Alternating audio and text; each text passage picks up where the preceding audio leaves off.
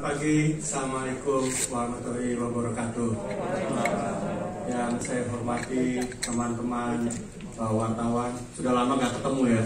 Terakhir ketemu offline rasanya 2 tahun yang lalu ya. Banyakan kita online terus.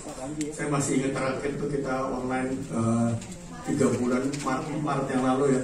Seru banget tuh. Saya ingin seru tuh karena makin rohnya rame itu rebutan kayaknya. Kita naik sedikit, kita naik hampir 2 kali lipat, 16,4%. Sampai April memang akan ada sedikit penurunan, tapi itu umumnya lumrah lah.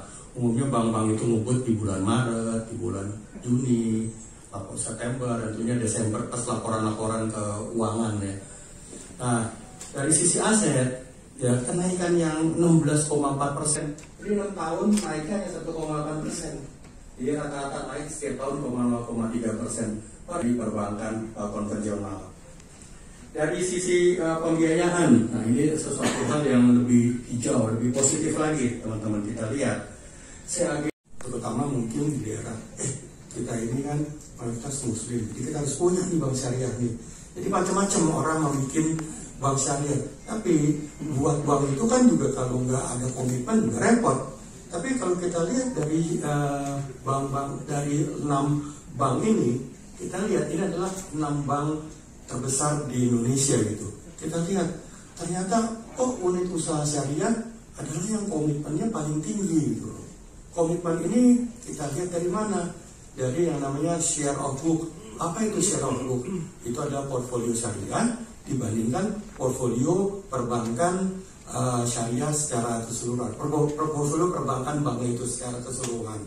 Contohnya di CMB Niaga Syariah dari sisi aset ya kita sudah 18%, ya dari sisi financing 20,9%, dari sisi deposit 16,9%. Niaga yang Bapak dan Ibu lihat kalau datang ke cabangnya, kalau lihat cabangnya, seperempat itu isinya syariah.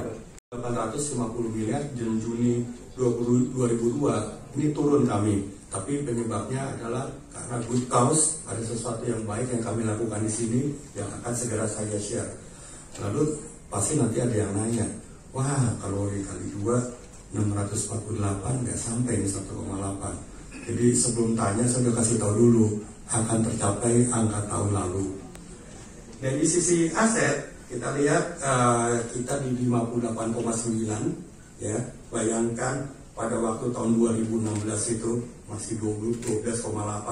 Jadi dalam tempo 6 tahun kurang lebih kita bisa naik 5 kali lipat ya. Dari sisi pembiayaan 42,3. Jadi itu juga lebih menjamin sustainability dari pertumbuhan financing itu sendiri. Kadang-kadang kalau kita tahu besar korporasi hari ini naik besok turun ya. Tapi kalau kita besar di sisi konsumernya ini seperti bola salju yang berlinding tambah lama tambah menjadi besar. Kami juga sudah 20%. Lalu rasio kunci kita di tahun 2022 per Juni ini bagaimana? Ini juga satu hal 3. Ini memang yang menjadi kunci kita, jaga supaya NPF itu pokoknya apapun yang terjadi ya, mau MU kalah, mau MU menang, tidak boleh lebih dari 2%. Dan pencadangan ini insya Allah mudah-mudahan tidak terpakai, tapi kita sudah harus sedia payung sebelum hujan.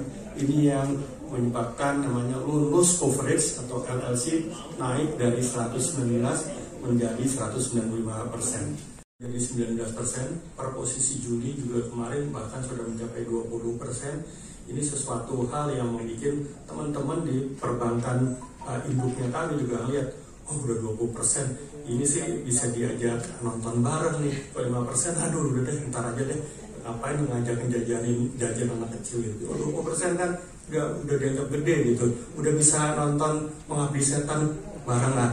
Ingin saya share, tentunya akan ada banyak pertanyaan dan nanti sesudah pemaparan dari Pak Erwin dan Bu Huria serta Bu Wis, tentunya akan ada cukup banyak waktu bagi kami untuk dapat menjawab pertanyaan-pertanyaan baik finansial maupun pertanyaan-pertanyaan yang lainnya.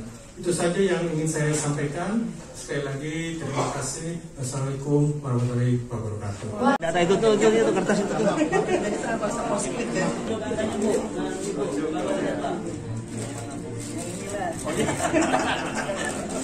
Bapak juga Pak, tangannya santai ya Pak. Oke, Bu.